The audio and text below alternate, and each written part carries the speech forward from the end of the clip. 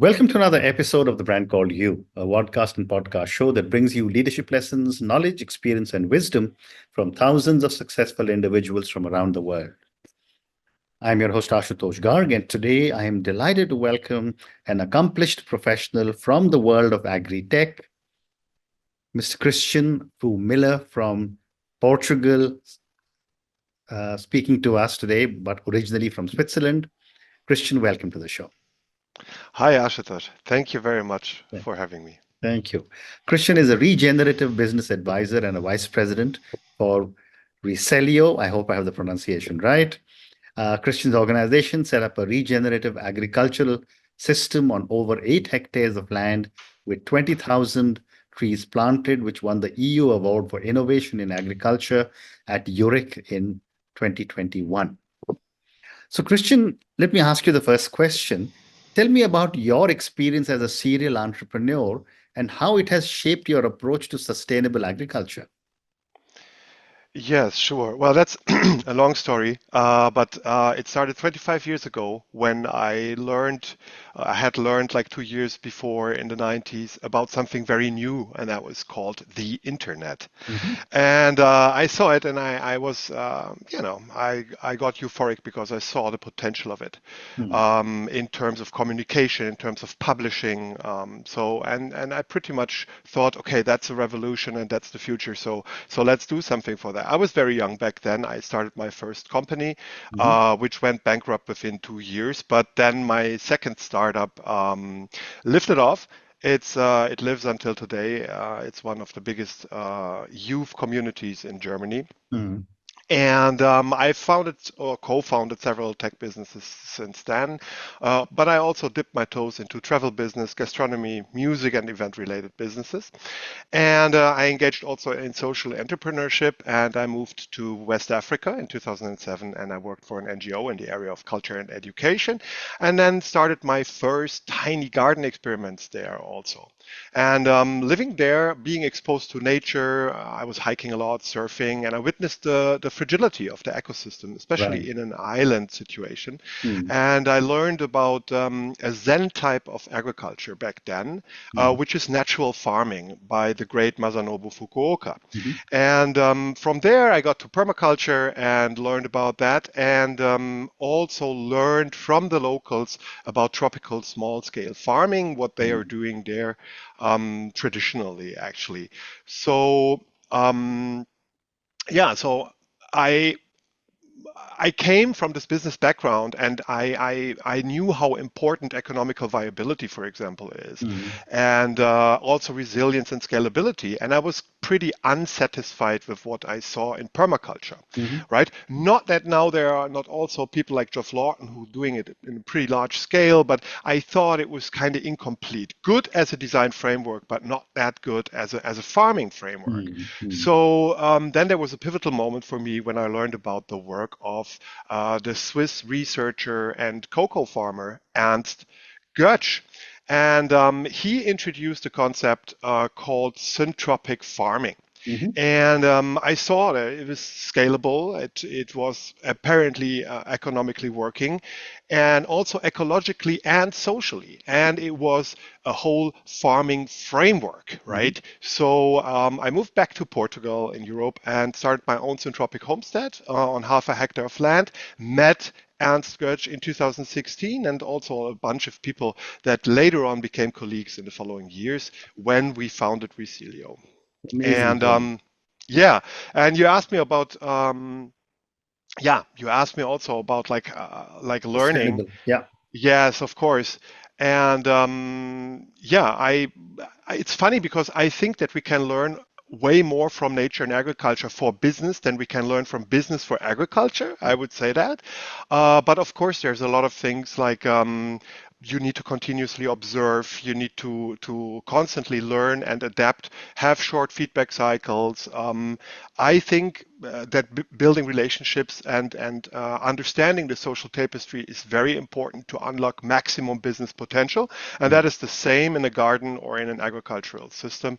And also to embrace complexity, but avoid complications. So very interesting. So for my viewers and listeners, Christian, tell me, what is syntropic farming And how does it differ from any other form of farming? Yeah. So um, actually, syntropic farming is a type of regenerative agriculture, I would say Hmm. so. But it's pretty much built on ecomimicry. So we work with natural succession because life creates conditions for life. And so we pretty much start um, somewhere and then we work together with natural succession to come actually to a system of abundance. Mm. We also work with stratification or layering of growth. So we use all the vertical space that we have. We work with plant consortia or communities with high diversity, which Hmm. stabilizes the ecosystem and creates resistance to so-called pests and diseases. Hmm. We do in situ biomass cycling. That means we prune and leave everything in the system. And one of the keys of syntropic farming is actually the maximization of sunlight harvest to optimize for photosynthesis. Because photosynthesis is the most important natural process to generate and regenerate. Hmm. And so, when plants cannot photosynthesize, they cannot produce cells. So that's what we need. And we focus pretty much on that. And our systems become self-sustaining, meaning that after the setup phase, there is basically no inputs needed, Hmm. including irrigation. So, and yeah, so that's a little bit like the difference. And I would also like to say that it's really a complete framework. So it's not just a set of practices, right? Or like in permaculture, which is pretty good to explain how design can work, but it leaves it open on how to actually plant, how to grow food. Hmm. Yeah, Very and that's interesting. what we do. And syntropic farming can actually work in all climates and biomes that allow plant growth. Even in marine, Right. in a marine environment, you could Mm, apply it, mm, mm. right? So, Christian, you did mention to me that syntropic farming may not necessarily need irrigation. But what are some of the other ecological principles that underpin syntropic farming, and how can they be applied to different agricultural contexts? Yes, sure. So first, it works with syntropy as the basic concept. Hmm. And if you have never heard of it, syntropy was invented or discovered by a guy called Van in the 1960s. And it actually explains how life works, how life actually creates life. And you can see it as a complementary to entropy. So while entropy actually puts everything into small parts, creates chaos. Um, Syntropy is complexifying and creates higher order. Hmm. And so we can, for example, start with a system that is just a desert with a pile of rocks, and then you go on. You will have like a little bit of humidity under the rocks that will create lichen, that creates moss. Then with the moss come already some organisms that create the conditions for grasses to grow. Then Hmm. you will have birds, etc., etc. So this is actually what we do. We use stratification. So I said it before. This is actually to use to harvest the sunlight in the most effective way. Hmm. Um, Photosynthesis is really the base of it. Then we do a lot of pruning. So that is what we see also as an ecosystem service function of big mammals and apes like us in the nature. Hmm. So that promotes growth, speeds up nutrient cycling, etc. Hmm. We practice a lot of dense planting. We pretty much have never uncovered soil in the systems. So that protects from erosion and reduces also water evaporation Hmm. and creates a healthy living soil. Very interesting.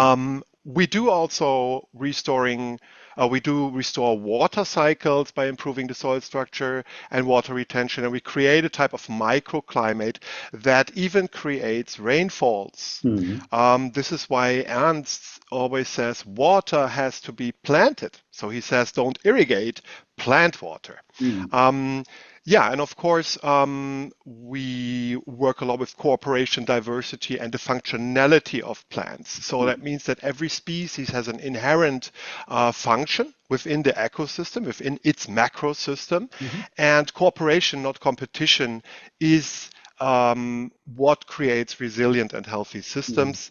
And so it creates syntropy and builds relationships and it complexifies everything.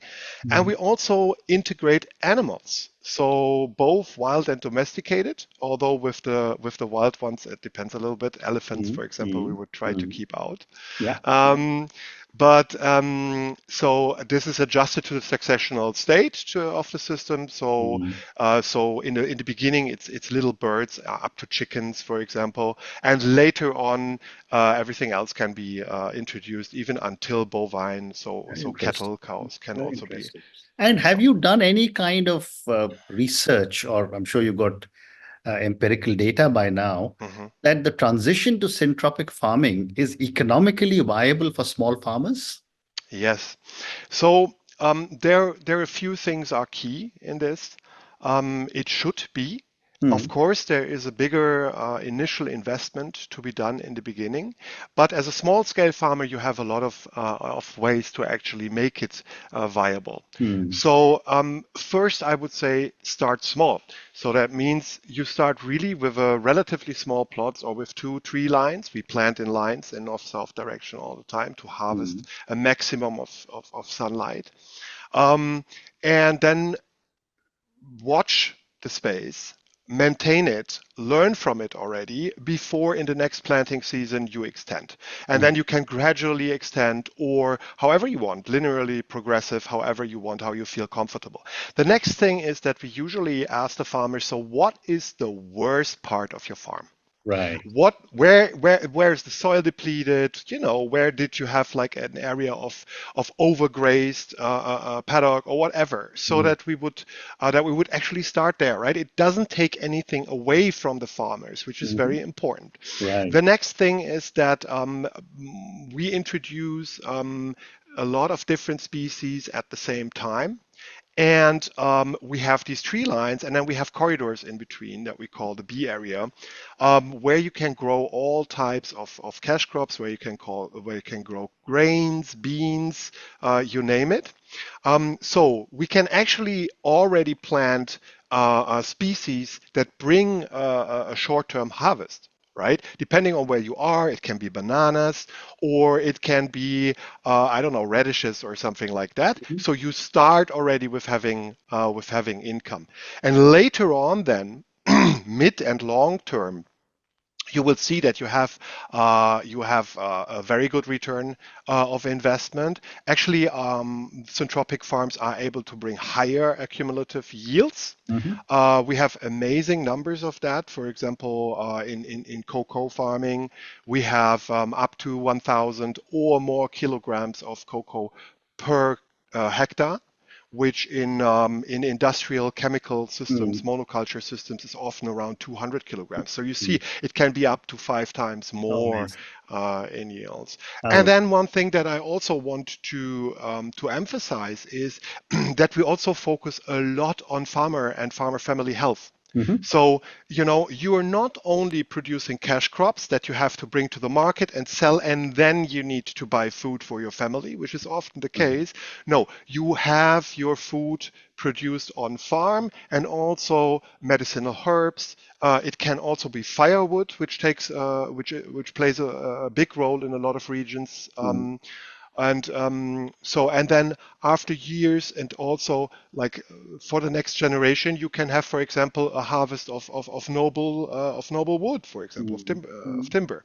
Yeah. So and this contributes to a good economical situation. But of course, again, the the setup can be costly. There, you can also help yourself by direct seeding, collect seeds in the surroundings. That's what we anyways do. Mm. Mm. Integrate it. Take wood cuttings from existing trees or from your neighbors that have certain varieties that you would like to grow, and start with that. Mm. And do the farmers need any kind of special skills, or need any kind of technological training Mm. to be able to successfully adapt and implement syntropic farming? Well, mm, let's say it like this. It can be that you are still so connected to the knowledge of your ancestors and um, to indigenous knowledge actually, Mm, that when you hear the concept of syntropic farming, you will get it immediately. mm, Yeah, that can absolutely happen. But yeah. I know that a lot of people are already, they went already through modern agronomic education. Mm, So they have an idea of agriculture and how it should work that is very different. mhm, So you should really dive into the underlying philosophy, the Tao of syntropic farming, which is based on the understanding that we are not the intelligence of mm, the system, but we are part of an intelligent system, mm. and that life creates conditions for Right. life, right? You should also really learn to observe and to adapt. That's key.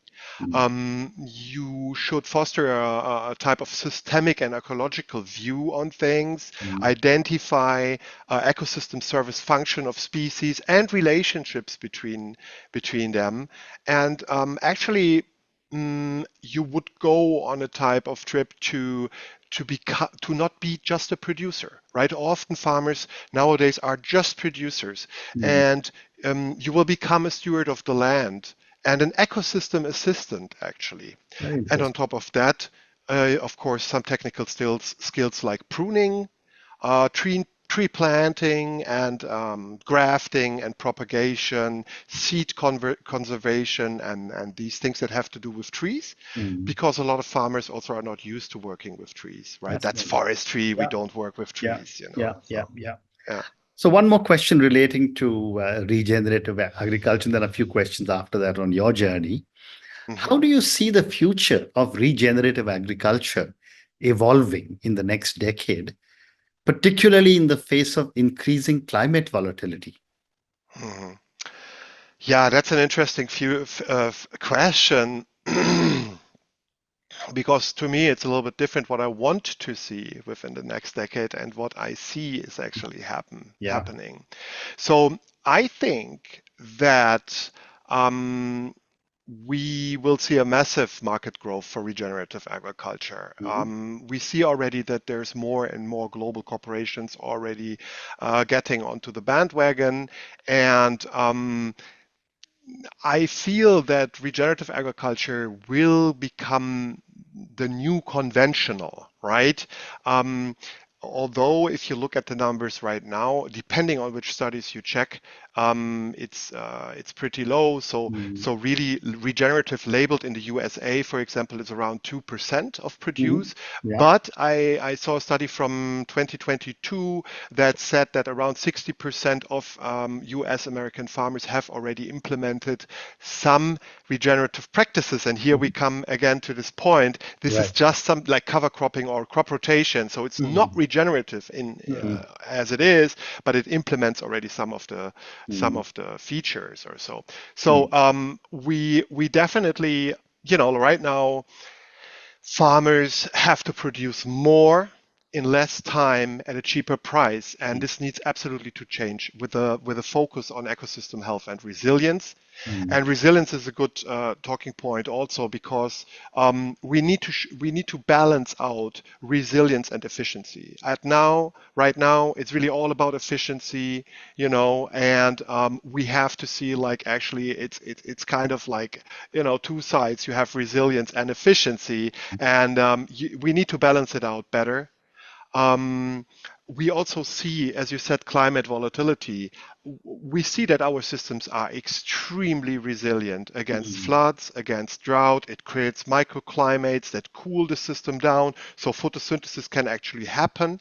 Mhm. I don't know how many of the viewers are aware that above 36 degrees Celsius, photosynthesis gradually stops or progressively stops. It gets lower and lower. So when it's very hot, plants cannot produce cells. They cannot grow.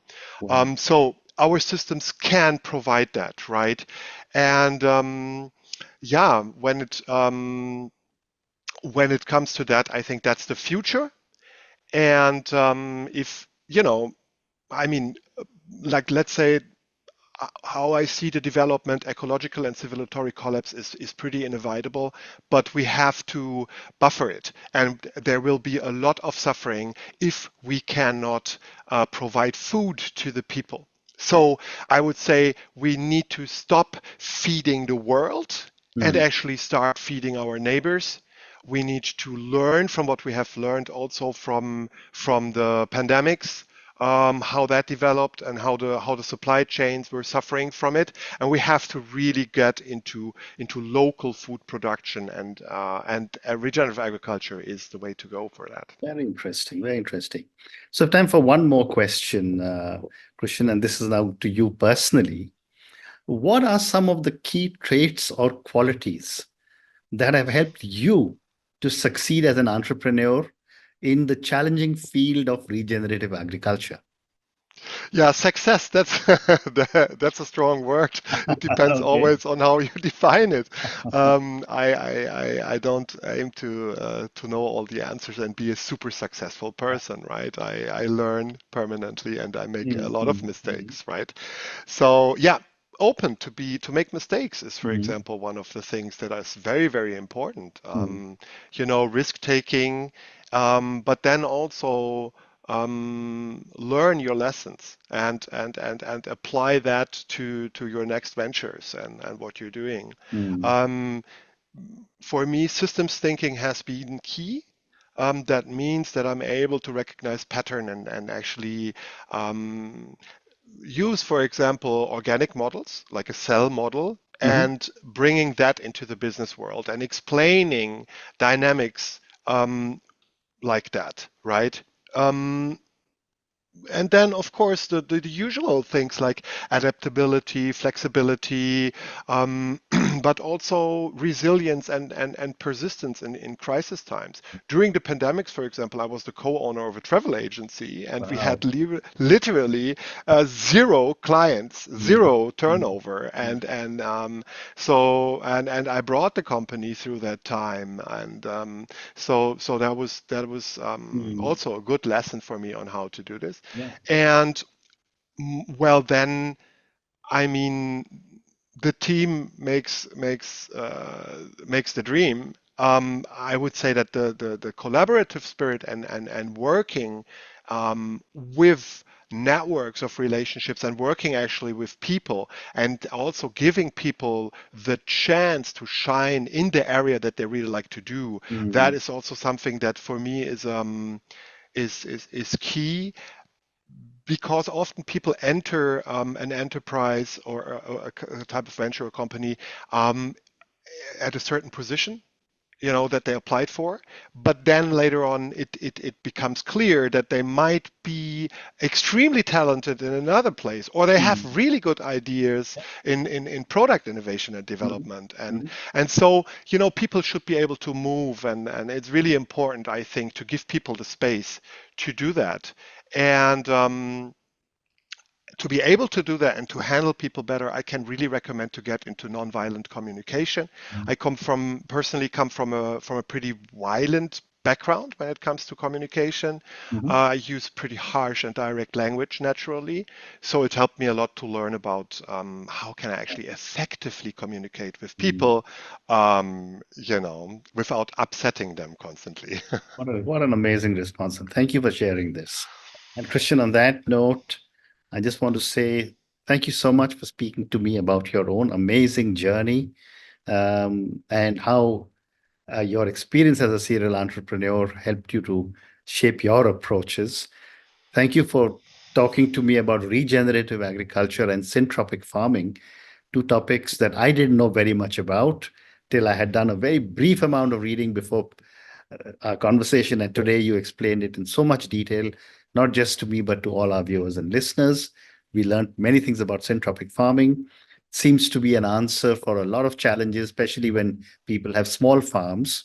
And a few minutes back, you mentioned that photosynthesis doesn't happen when the temperatures go high in my country. temperatures go to 47, 48 degrees centigrade. So I'm sure that this must be an answer that we can look at.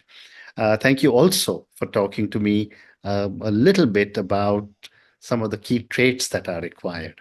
I must say you're an amazingly modest individual who would not easily accept all the great work that you have been doing, are doing, and I'm sure will continue to do. But thank you for speaking to me and good luck to you. Thank you very much for giving me the opportunity to speak here and to share these things with your audience, Ashutosh. Thank you for listening to the Brand Called You videocast and podcast, a platform that brings you knowledge, experience, and wisdom of hundreds of successful individuals from around the world. Do visit our website www.tbcy.in to watch and listen to the stories of many more individuals. You can also follow us on YouTube, Facebook, Instagram, and Twitter. Just search for the Brand Called You.